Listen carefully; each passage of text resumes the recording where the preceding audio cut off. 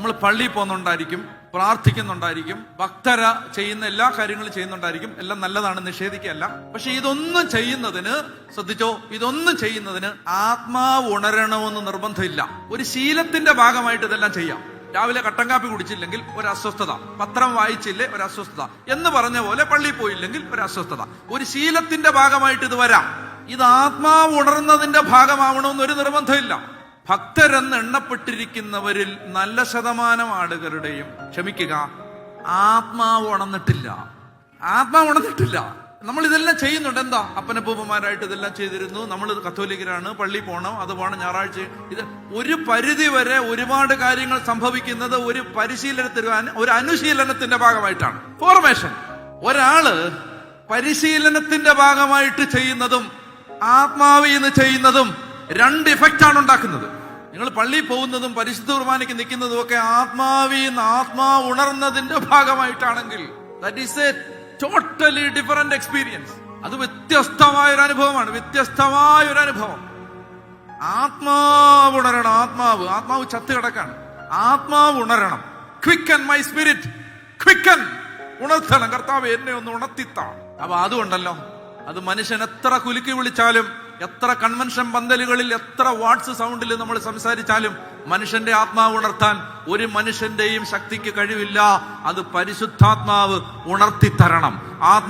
അതുകൊണ്ട് രണ്ടാമത്തെ കാര്യം എന്താ അറിയോ? പ്രാർത്ഥിക്കണം. കർത്താവേ, എന്റെ ആത്മാവിനെ ഒന്ന്, ദൈവമേ, അങ്ങയുടെ കാര്യങ്ങൾ കേൾക്കുമ്പോ, ഈ നിലനിൽക്കുന്ന കാര്യങ്ങൾ കേൾക്കുമ്പോ, സ്വർഗീയ കാര്യങ്ങൾ കേൾക്കുമ്പോ, ദൈവമേ, ആത്മീയ കാര്യങ്ങൾ കേൾക്കുമ്പോ തുള്ളിച്ചാടാൻ ദൈവമേ എന്റെ ആത്മാവിനെ ഒന്ന് ഉണർത്തിത്തരണമേ.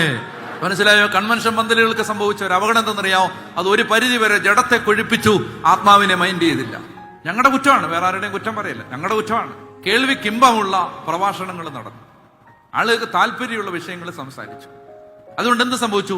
ആത്മീയ കാര്യങ്ങൾ കേൾക്കാനുള്ള ജനത്തിന്റെ ദാഹം അടഞ്ഞുപോയി. മനസ്സിലാവുന്നോ? ആത്മാവിന്റെ നിലനിൽക്കുന്ന കാര്യങ്ങൾ കേൾക്കാൻ പണ്ട് ചായക്കടകളിൽ പോലും ദൈവശാസ്ത്രം സംസാരിച്ചുകൊണ്ടിരുന്ന ഒരു തലമുറ ഈ മലയാള നാട്ടിൽ ഉണ്ടായിരുന്നു എന്ന് നിങ്ങൾ മറന്നു പോകരുത്. മനസ്സിലായ? ചായക്കടകളിൽ പോലും. ഞാൻ ഒരു ഇടവകയില് വികാരിച്ചനായിട്ടിരുന്ന സമയത്ത് ഞാൻ ഒരു ഇടവക വീട്ടിൽ ചെന്നപ്പോ ഒരമ്മച്ചി എനിക്ക് ഒരു പുസ്തകം എടുത്ത് തന്നിട്ട് പറഞ്ഞു, എന്റെ ഭർത്താവ് എഴുതിയതാ, വായിക്കണമെന്ന്. ഈ അമ്മച്ചിയുടെ ഭർത്താവ് ഒരു സാധാരണ മനുഷ്യൻ, ഒരു കർഷകൻ, പണ്ഡിതനൊന്നും അല്ല. അപ്പൊ പുസ്തകത്തിന്റെ ടൈറ്റിൽ പേജൊക്കെ കീറിയിട്ടുണ്ട്. ടൈറ്റിൽ ഞാൻ വായിച്ചു. ടൈറ്റിൽ ഇതാണ്: മറിയം നിത്യകന്യകയോ? ഞാൻ പറഞ്ഞത് ആരെഴുതിയതാ? ഞാൻ വിചാരിച്ചു വല്ല സെമിനാരി പ്രൊഫസേഴ്സോ വല്ല ദൈവശാസ്ത്രജ്ഞന്മാരോ പണ്ഡിതന്മാരോ എഴുതിയോ. കാരണം മറിയത്തിന്റെ കന്യകാത്വം ദൈവശാസ്ത്ര വിഷയമാണ്, സാധാരണ മനുഷ്യന് കൈകാര്യം ചെയ്യുന്ന വിഷയമല്ലത്. മനസ്സിലായോ? തിയോളജിയാണ്.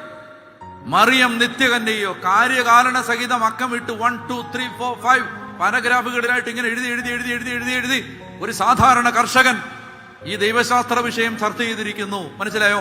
ഇതായിരുന്നു നമുക്കിവിടെ മുമ്പേ കടന്നുപോയ ഒരു തലമുറയുടെ പരിച്ഛേദം. ഇതായിരുന്നു ഒരു തലമുറ. അതായത് അവർക്ക് ആത്മീയ കാര്യങ്ങൾ സംസാരിക്കുന്നത് ഇഷ്ടമായിരുന്നു. നമ്മുടെ സമ്മേളന സ്ഥലങ്ങളിൽ നിന്നും, നമ്മുടെ സംസാരവേദികളിൽ നിന്നും, നമ്മുടെ അന്തിച്ചർച്ചകളിൽ നിന്നും, നമ്മുടെ ഡൈനിങ് ടേബിളുകളിലെ സംസാരത്തിൽ നിന്നും, നമ്മുടെ കൂട്ടായ്മകളിലെ വർത്തമാനത്തിൽ നിന്നും എന്ത് ചെയ്തു? ആത്മീയ ഉപദേശങ്ങൾ അന്യം നിന്ന് പോയപ്പോൾ സംഭവിച്ചെന്താണ്? ലോകം ഇങ്ങനെ ഒരു പ്രളയജലം കുത്തിയൊഴുകി കയറി വരുന്നത് പോലെ നമ്മുടെ വീടുകൾക്കകത്തേക്ക് കയറി വരാൻ തുടങ്ങി.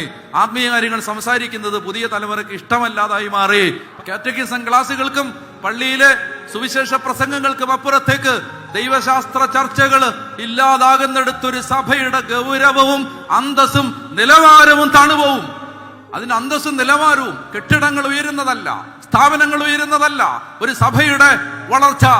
സഭയുടെ വളർച്ച ആ ജനത്തിന്റെ വിശ്വാസം വളരുന്നതാണ്, ആ ജനത്തിന്റെ ആഴം വളരുന്നതാണ്. അതിന് വേറെ വഴിയില്ല. എന്ത് ചെയ്യുന്നറിയോ? അതിന് പ്രബോധനം വേണം. ജ്ഞാനവും പ്രബോധനവും ഇല്ലെങ്കിൽ ജനം നശിക്കും എന്ന് വചനമുണ്ട്. ജ്ഞാനത്തെയും പ്രബോധനത്തെയും പുച്ഛിച്ച് തള്ളുന്നവന്റെ നില ശോചനീയമാണ്. അപ്പൊ അതുകൊണ്ട് എന്ത് ചെയ്യുക? ഇതൊക്കെ അറിയാൻ താല്പര്യം വരണമെങ്കിൽ ഇപ്പൊ കത്തോലിക്ക സഭയുടെ മതബോധന ഗ്രന്ഥം വെളിപാടിന്റെ ഹൃദയം തുറക്കപ്പെടാത്തവന് ഇത് വായിച്ചാൽ ഉറങ്ങാൻ അത് മതി, 2 മിനിറ്റ് വായിച്ചാൽ മതി. ഒരു വെളിപാടിന്റെ ഹൃദയം ഇല്ലെങ്കിൽ ഇതെല്ലാം വായിക്കുമ്പോൾ ഉറക്കം വരും. അപ്പൊ അത് തുറക്കപ്പെടണം. അപ്പൊ ഇത് പ്രാർത്ഥിക്കണം. അപ്പൊ 110 മറക്കരുത്, ഈ സങ്കീർത്തനം മറന്നു പോരുത്. എന്താണ്? ദൈവമേ, ക്വിക്കൻ മൈ സ്പിരിറ്റ്, ക്വിക്കൻ, എന്റെ ഹൃദയത്തെ, എന്റെ